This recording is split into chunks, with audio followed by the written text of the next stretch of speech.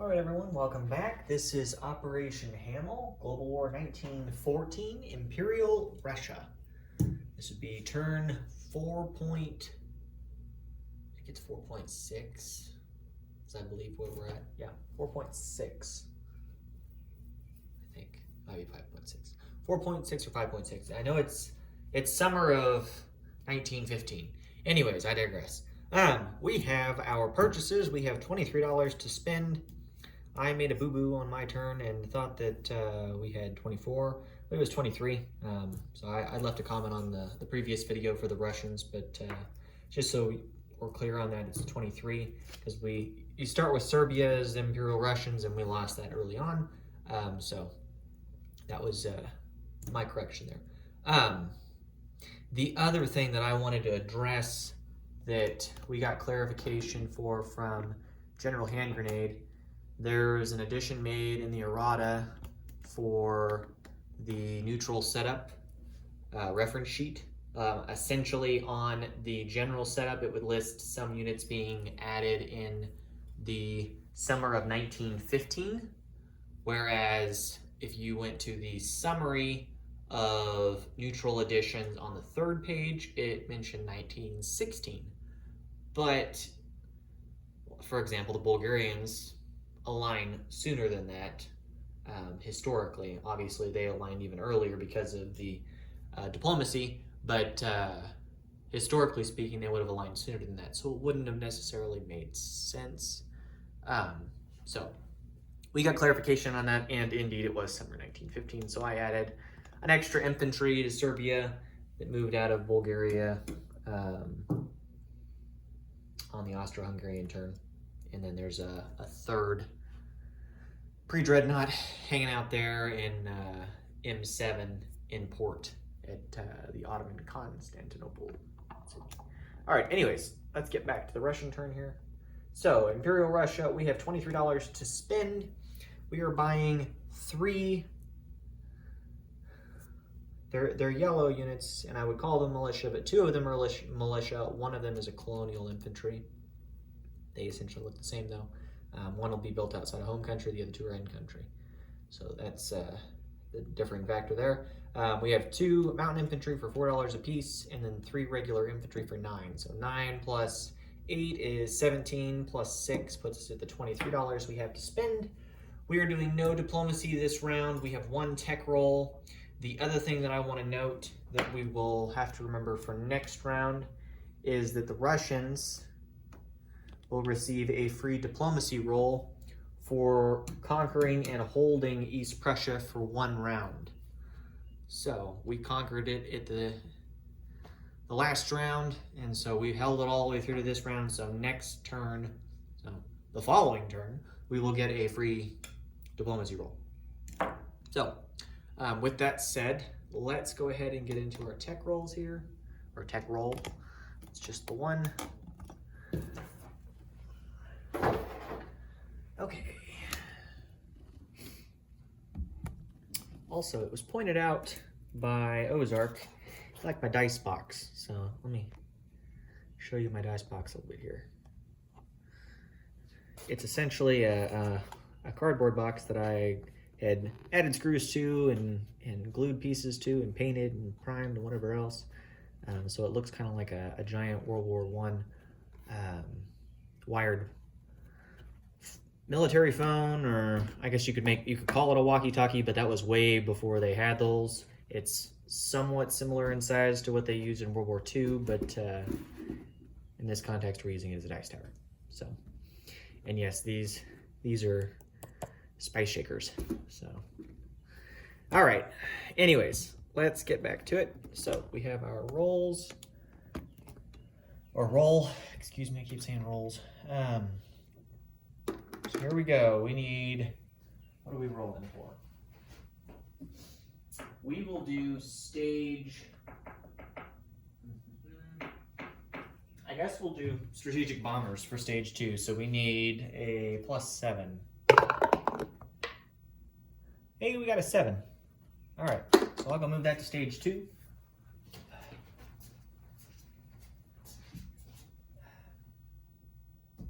Okay, so that's done. Then we'll get into our combat move. And yes, it's just the one combat move. We are going to have the 2 artillery in Western Ukraine here do an attrition attack into Galicia. So we'll just have the 2 at once. That's the only combat move, so let's go ahead and roll for that.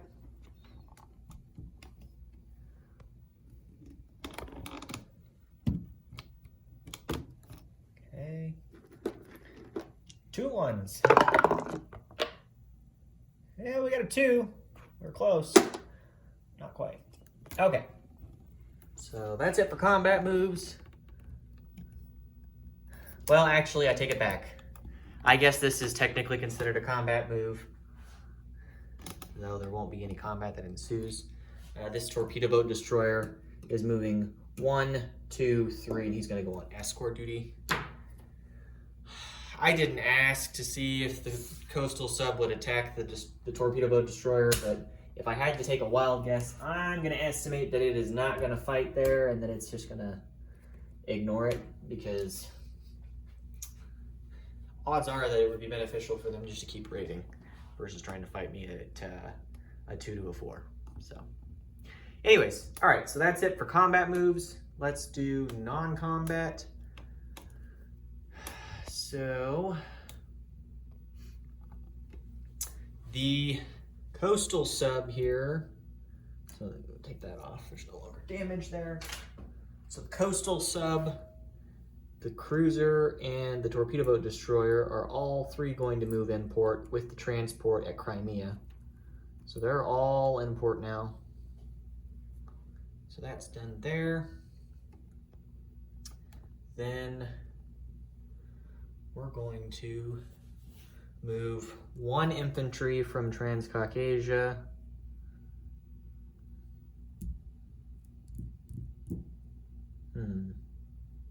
Things make you go, no. Well, decisions. I guess we'll leave them there. That's all right. Let's see. So we're going to do some strategic rail movement. So let me back up here and line up the entire shot. All right, there's kind of a glare because of the screen, or not screen, the light.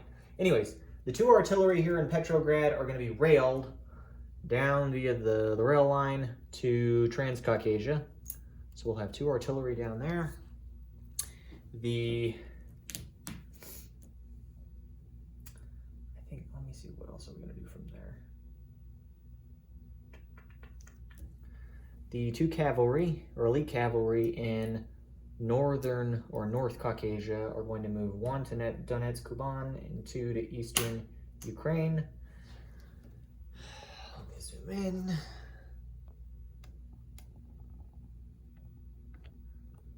The militia in eastern Ukraine is going to move into western Ukraine. The 2 infantry in Kiev are going to move into western Ukraine.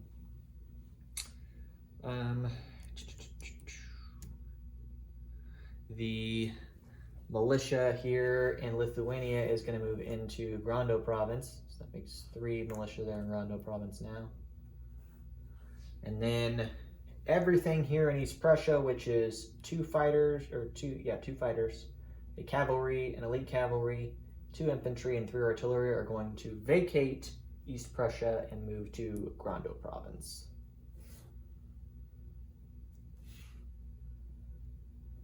So we'll do that. Okay. Let's see, what else are we gonna do? Any other moves? I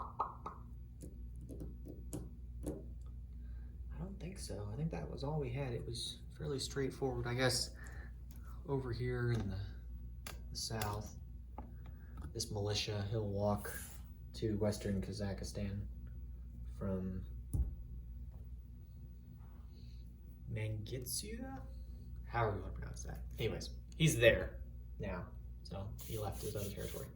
Anyways, enough of my terrible pronunciations.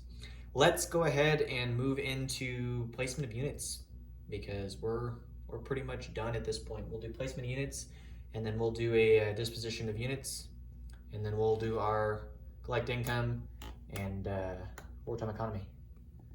So that's it. All right, so we have a colonial infantry that will be added to northern or North Persia. So we place there with the 1 manpower available. Then we will place a mountain infantry in Armenia. And we will place a mountain infantry in Transcaucasia. Then we will put a militia in North Caucasia. Did I do that right?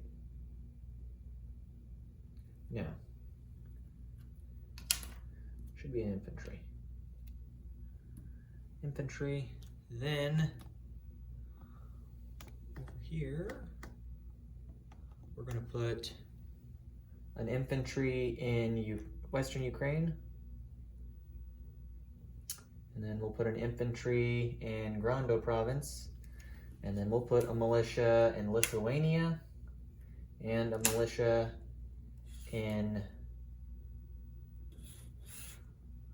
we'll go ahead and do southern Belarusia. So, all right. There's the militia that got placed in Lithuania. Didn't quite get on camera. All right, now let's do a disposition of forces. We'll start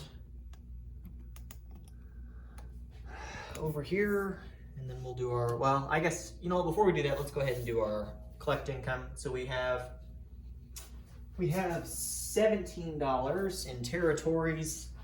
Let's roll for wartime economy and see what we get. We have 2 6-sided die. All right. Here we go. Ooh, $4. So we will only have $21 to spend next round. So I'll take those 2 off. So we'll be $21 next round. Not what I would like to see, but it is what it is. So, okay. So, a disposition of forces. We have an M8, a torpedo boat destroyer on escort duty. Again, if you decide that you want to attack that, let me know. We can do a little short video of that, or you can do a correction on the I guess it'd be the Italian turn. I gotta do the Italian turn next. Jeez. Okay. Well, we have in northern Persia 2 infantry, a camel, and a colonial infantry. In Armenia, we have 2 infantry and a mountain infantry. In Transcaucasia, we have 2 artillery, 2 infantry, and a mountain infantry.